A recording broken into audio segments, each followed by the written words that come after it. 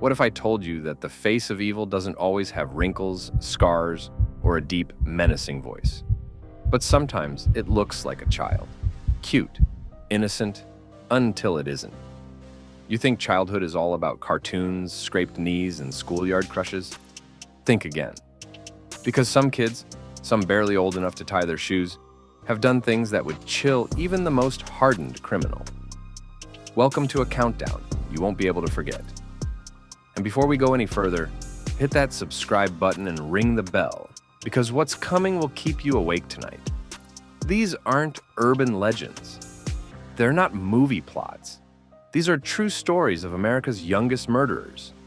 Children who didn't just cross the line of right and wrong, they burned it to the ground.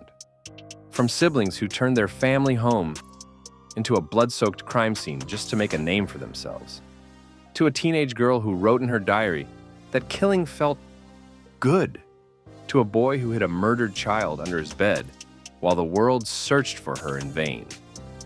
But this isn't just about the horror. We're peeling back the layers.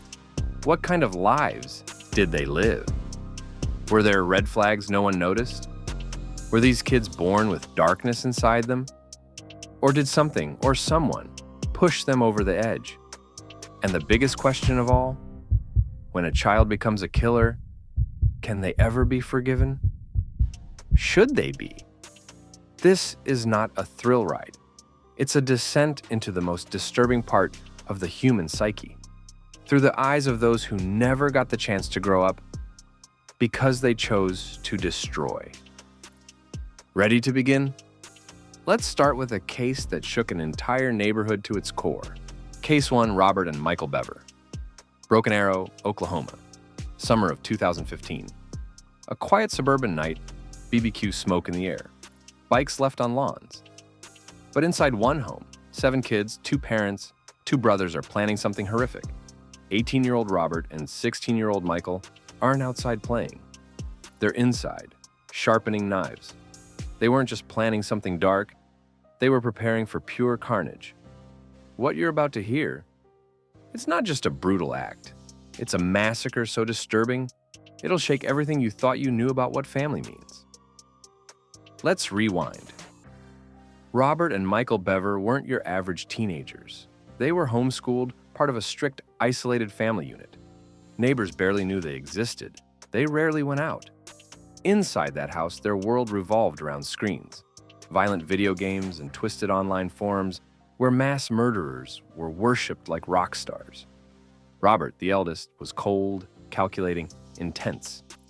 Michael, 2 years younger, was quiet, always in his brother's shadow, but just as deep in the darkness. To the outside world, they just seemed weird. But behind closed doors, something terrifying was growing, and on one summer night, it exploded. The lights were low, the house quiet, everyone winding down. But the brothers had been preparing. For weeks, they'd hidden knives all around the house, long, sharp, waiting. Then, Robert whispered the signal to Michael. The plan was in motion. Their little sister, innocent, trusting, followed them into a bedroom, probably thinking it was a game. Then, Robert struck, slashing her throat, stabbing again and again. She screamed, until she couldn't anymore. 48 wounds. She never had a chance. Their mother, April, heard the chaos. She rushed in, as any mother would. But the knives turned on her too. 48 stab wounds. Blood everywhere. Then came their father, David. He tried to fight, but after 28 stab wounds, he fell too. The younger siblings scattered, hiding, crying, praying. But the brothers, they were on the hunt. Room by room, they tracked them like prey. One 12-year-old brother locked himself in the bathroom and called 911, whispering through sobs. "They're killing us." Michael tricked him, pretending to be hurt. "It's me, I need help." The boy opened the door. More blood. By the time it ended, 5 were dead. Mom, dad, 3 kids. A 13-year-old sister, Crystal, barely clung to life. Stabbed, but alive. And a 2-year-old girl. They spared her. Too small, too young to understand. The house looked like a war zone. The The brothers slipped out the back door, running into the woods, their clothes soaked in blood and adrenaline. But why? Why turn on their own family? Hold that thought, because the reason will hit you like a brick wall. The police stormed in. Sirens wailed, dogs searched. Crystal, drenched in blood, managed to whisper the truth. My brothers did it. A K-9 unit found Robert and Michael hiding in the trees. They were arrested within hours. And then, the horrifying truth unraveled. They didn't just want to kill their family. That was only the beginning. Their real plan? 50 kills. They wanted their names on the news, documentaries, a Wikipedia page soaked in blood. They idolized mass shooters and wanted to top them all. Can you even comprehend that? In court, the scene was chilling. Robert, stone-faced, barely blinking, sentenced to life without parole. Michael, the follower, also got life, but with a tiny chance of parole someday. Crystal, the sister who survived, gave testimony that left the courtroom in silence. Her own brothers, the ones she once looked up to, had become monsters. The house? Empty now. A ghost story the neighborhood doesn't dare speak of. But here's the most disturbing part. They planned this. They collected the knives like trophies, and afterward, they smiled. So ask yourself, what turns siblings into bloodthirsty killers?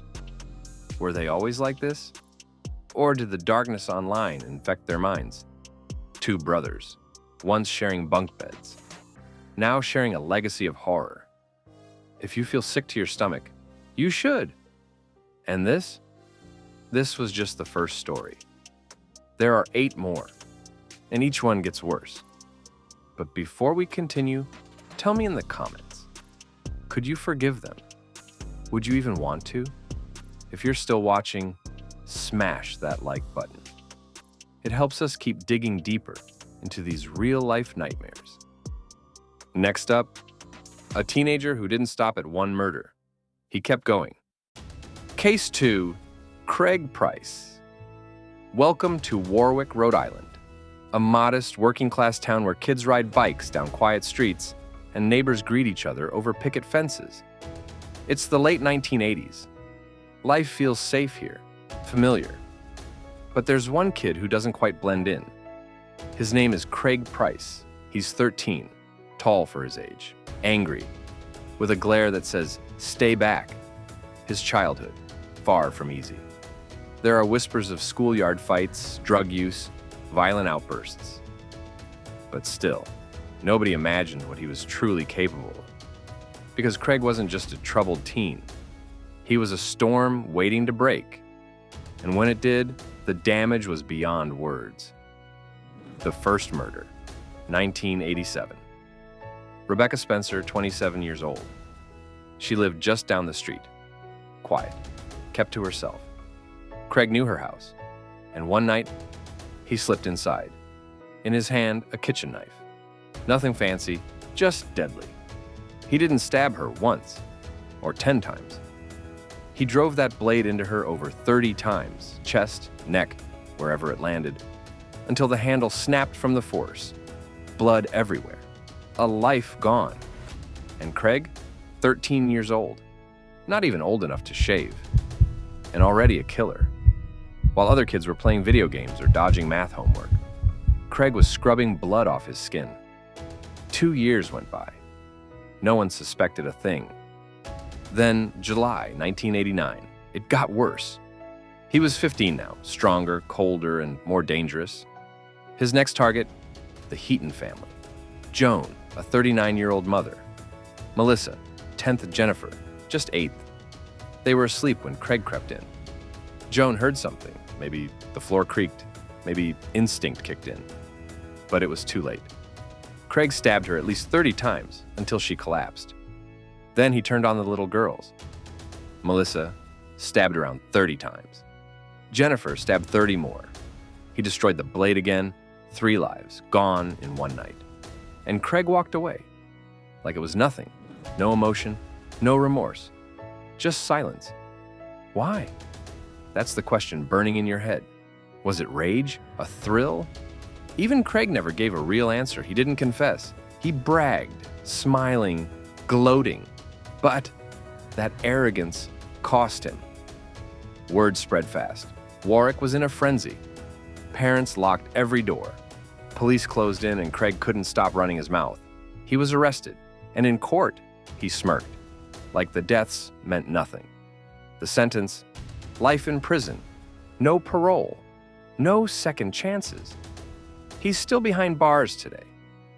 But for those who remember, his name brings a chill. Because Craig Price didn't kill once, or even twice. He became a serial killer before he was even old enough to drive. Let that sink in. What makes a kid that dangerous? The bullying, the drugs, the anger boiling inside? Or was it always there, hiding beneath the surface? You're probably getting that uneasy feeling right now. Good, hold on to it. Because we're far from done. Tell me in the comments, what would you do if someone like Craig Price lived next door? Up next, the next killer's even younger. And what he did? It's the stuff nightmares are made of. Case 3. Eric Smith, Savona, New York. A sleepy village where everyone smiles at the grocery store and strangers still wave from porches. It's the summer of 1993, and riding his bike through those quiet streets is 13-year-old Eric Smith. Red hair, freckles, thick glasses, the kind of kid you'd barely notice. Polite, quiet, invisible. From the outside, everything looks normal. Summer camps, backyards, small-town routines. But under that calm surface, something dark was bubbling. Eric was bullied, constantly. Called names, picked on, mocked for his looks. He laughed it off. But behind those glasses, a storm was brewing. And on August 2nd, it erupted. That morning, 4-year-old Derek Roby left home for summer camp, just a few blocks away. His mom waved from the door. He smiled back. "It's okay, Mom, I'll be fine." Those were the last words she ever heard from him. Eric was waiting. He lured Derek in with a friendly voice. "Hey, I know a shortcut." The little boy followed, trusting, tiny, holding his lunchbox. They stepped into the woods, and then Eric turned. He wrapped his hands around Derek's neck and squeezed. The child gasped, struggled, then went limp. But Eric wasn't done. He picked up a rock, big, jagged, heavy, and brought it down. Once, twice. The sound of bone breaking echoed through the trees. Derek's skull shattered like glass, blood everywhere. And then, this is where it turns truly sickening. Eric opened the boy's lunchbox, took out a packet of Kool-Aid, and poured it into the wounds. Red drink mixing with red blood. 13 years old. 4-year-old victim. Let that settle in. The town was thrown into chaos. Search parties, weeping parents, desperate questions. Who could do something so horrific? Days passed. Then Eric cracked. He told his mother. She took him to the police, dragging him in. Eric wept. But was it sorrow or self-preservation? The courts didn't hesitate. Tried as an adult. 9 years to life. But the wounds he left behind would never heal. For decades, Derek Roby's parents fought to keep him behind bars.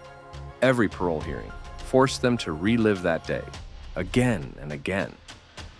In 2021, Eric Smith was released. Now an adult, he walks free. But in Savona, his name still floats in the air like a ghost. No one forgets. No one forgives.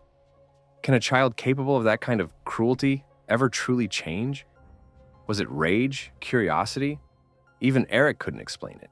But the image that sticks is that red Kool-Aid, dripping into a child's wounds, and once it's in your head, it never leaves. You're holding your breath right now, aren't you? Good. This is just the third case. Let me know in the comments. Should Eric Smith have ever walked free? Would you forgive him? And whatever you do, don't click away yet. Case 4, TJ Lane, Chardon, Ohio. A picturesque town, snowy streets, friendly neighbors, the kind of place where tragedy feels impossible. Until it happens. It's February 2012. 17-year-old TJ Lane lives with his grandparents after a rocky family breakup. He's the kind of kid who keeps his head low, doesn't make waves. He blends in. Some classmates think he's odd, maybe a little distant, but nothing that screams danger. Until one morning, everything shatters. February 27th. Chardon High School's cafeteria hums with life. Students laugh, scroll through their phones, grab breakfast before the bell. TJ walks in like it's just another Monday. But he's wearing a sweatshirt with one chilling word scrawled across the front: killer. At first, no one notices. Then, gunshots. A .22 caliber handgun. 6 shots explode through the air. 3 teenage boys fall where they stood. Daniel Parmertor, Demetrius Hewlin, Russell King Jr. All between 16 and 17, gone. 3 others are hit. 1 is left paralyzed for life. Screams echo. Teachers throw themselves over students. Chaos erupts. And TJ? He walks out as calmly as he entered, like he just crossed something off his to-do list. But he doesn't make it far. A teacher runs after him. Police catch him just a mile away. The question why? That's the fog nobody clears. Bullying, maybe? Mental torment? Possibly. But TJ never gives real answers. He just shrugs, then comes the trial. And everything turns colder. He walks into court wearing that same sweatshirt. Killer. He stares at the families of the victims, crying, broken, and smirks. Then he lifts his hand and gives them the finger. No remorse, no shame. Just pure, calculated cruelty. The judge slams down the sentence. 3 life terms. No parole. Justice served. Or so it seemed. But then, 2014. TJ escapes. A 6-hour manhunt turns Chardon upside down.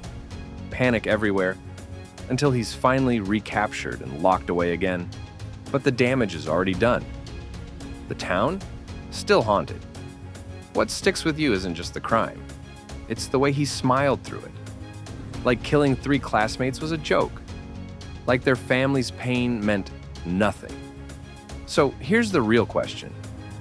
What makes someone feel nothing after something like that? Was it years of silent suffering that twisted him? Or was the darkness always there, waiting? Close your eyes and you can see it.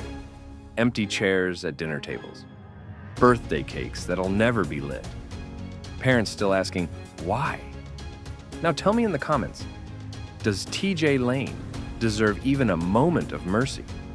Or should that smirk be the last thing he ever gets to show the world? And don't go anywhere. We're only halfway through this list. Up next, Case 5, Alyssa Bustamante Street, Martins, Missouri. A sleepy little town where kids ride bikes down the block and neighbors still leave their doors unlocked. In 2009, it felt like the kind of place where nothing truly dark could ever happen. And then there was Alyssa, 15 years old. She looked like any other teenager, laughing with friends, snapping selfies for MySpace, trying on edgy eyeliner and punk hoodies. But behind that everyday facade, something sinister was hiding. Dig into her online posts and you'll find jokes about self-harm, casual remarks about murder. Alyssa played it all off as sarcasm, teenage angst. But that wasn't all. Her childhood had cracks. Both parents gone. She was raised by her grandparents. Underneath the eyeliner and smirks, there was something festering. A quiet rage. Most teens rebel with late nights and bad report cards. Alyssa chose murder. October 21st, 2009. 9-year-old Elizabeth Olton was outside playing. Bright-eyed, trusting. Completely unaware of the danger that lived just down the street. Alyssa knew her, smiled at her, lured her in. Hey, want to come check out the woods? Elizabeth followed. Why wouldn't she? Out of sight, Alyssa's smile disappeared. She wrapped her hands around the little girl's throat, squeezed, felt the life drain. Then, she pulled out a knife, slit Elizabeth's throat, stabbed her repeatedly, chest, arms, everywhere, over and over. And still, she wasn't done. She dragged the body to a shallow grave, one she had dug days earlier. This wasn't a snap decision, it was planned, calculated. Why? Because she wanted to know what it felt like. That's it. No grudge, no hate, just curiosity and bloodlust. Later, in her diary, she wrote it out, like it was a school assignment. I just killed someone. It was pretty enjoyable, amazing. As soon as you get over the fear, it's awesome. Can you process that? A 15-year-old girl saying murder was amazing. While Elizabeth's mother frantically searched the woods, calling her name through tears, Alyssa was writing about how great it felt. The police found her diary. It wasn't just disturbing, it was a confession in ink, a map of her thoughts, and it sealed her fate. She tried to downplay it later, said it was an accident, but the writing was on the page. And in 2012, she stood before the court and pled guilty. Life in prison, with a chance at parole after 35 years. If she ever walks free, she'll be an old woman. But Elizabeth, she'll forever be 9. Some say Alyssa was a product of trauma, a broken home, mental illness. Others see her for what she became, a thrill killer with no empathy, no soul. And now, you're probably feeling that lump in your throat, that sick twist in your gut. Is this the result of a neglected child? Or was evil simply wearing the mask of a teenage girl? Don't answer just yet. Tell me in the comments. Could you forgive someone like Alyssa? If she stood in front of you, could you even look her in the eye? Because coming up next, the next killer, he doesn't blame trauma, doesn't hide behind excuses, just a smirk and a gun. Stick around. This ride is only getting darker.